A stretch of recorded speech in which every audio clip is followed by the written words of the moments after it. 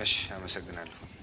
በመጀመሪያ ደረጃ እናንተም እንደዚህ መጣችሁ ተቋሙ ምን ደረጃ ላይ እንዳለ እና የሰራተኛው ማህደር በምን አግባብ ተይዞ እውነታውን ተረድቶና እውነታውን አይቶ እና ለህዝብ ለማሳየት መምጣታችሁ አመሰግናለሁ።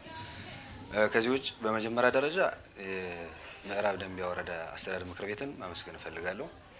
ይህም ማለት በባለፈው አመት በዚህ 2 አመት ላይ በማህደሮች በሰራተኛው የግል ማህደር ላይ ሲደርስ የነበረው ዝናብ ሲዘንብ ቀጥታ መጥቶ ከማህደሮች የሚያርፍበት ያን ብቻ አይደለም።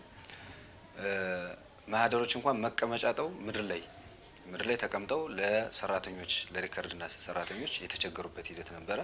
ያንን መሰረት ተደርጎ በጀት ተይዞለት አሁን ላይ ያያችሁት ነገር ማስተካከል የተቻለበት ሁኔታና የሰራተኛው ማህደር በተገቢ ሁኔታ እንዲያዝ የተደረገበት ሂደቶች አሉ።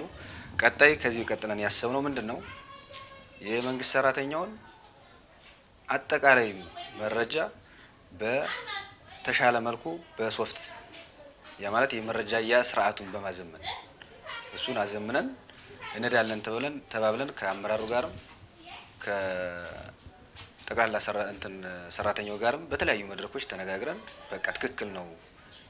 ያ ብቻ አይደለም ሰራተኛው ራሳችን ለራሳችን ማህደርም ማድረግ ያለብን ነገር እናደርጋለን ተጎናችሁ ነን በሚል የተሰጠን ሂደት ስላለ እሱንን ለማስቀጠል ፈልገናል።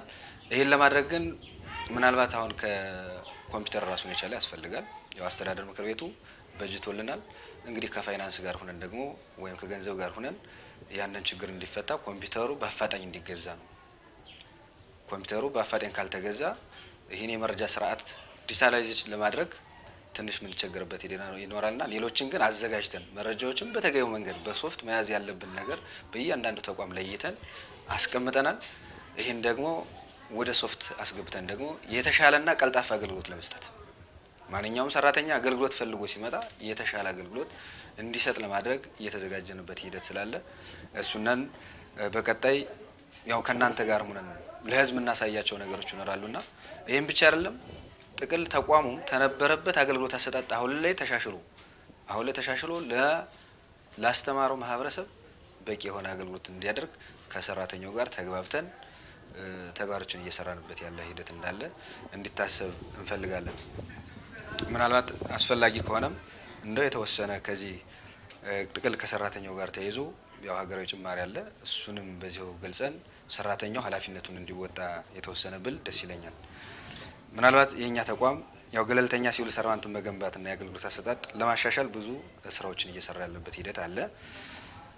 ተቋሙም አገልግሎት አሰጣጡ ስርዓቱን ለማሳደግ የሰራተኛው የኑሮ ውድነትን ለመቋቋም የሚያስችል የክፍያ ስርዓት በመዘርጋት ማበረታቻ አንዱ የሪፎርም አካል ይሄ አገራዊ ጭማሪ ሲታሰብ አንዱ የሪፎርም አካል ተደርጎ እየተወሰደ እንዳለ እሱ መያዝ መቻል አለበት።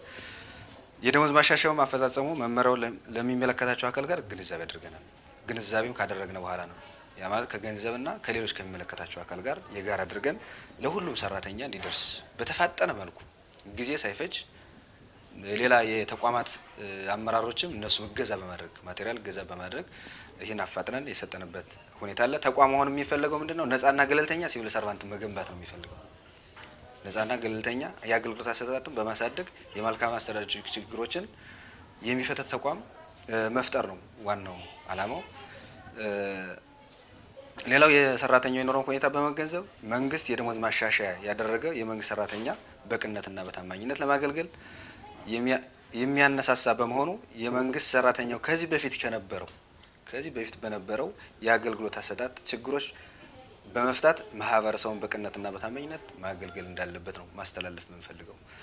ሌላው ይሄን እያልኩ ቀጣይ በመንግስት ተቋማትና አገልግሎት አሰጣጥ ላይ የሚነሱ የመልካም አስተዳደር ችግሮችን ለመፍታት መመሪያውን መሰረት በማድረግ የተቋም ኃላፊዎችን በማጠናከር የተጠናከረ አስተዳደር እርምጃ ይወሰዳል ማለት ነው። ይሄን ሀገራዊ ጭማሪ ይሄን መንግስት ይሄን ሲያስብ የተማረው አካል ደግሞ ከዚህ ያለው ጥቅል ሲቪል ሰርቫንት ለአስተማረው ማህበረሰብ በቂ የሆነ አገልግሎት መስጠት እንዳለበት ይሄ የማያደርግ ከሆነ ግን በመመሪያና በአዋጁ መሰረት አስተዳደር እርምጃ የሚወስድ መሆኑን ማሳሰብ እፈልጋለሁ።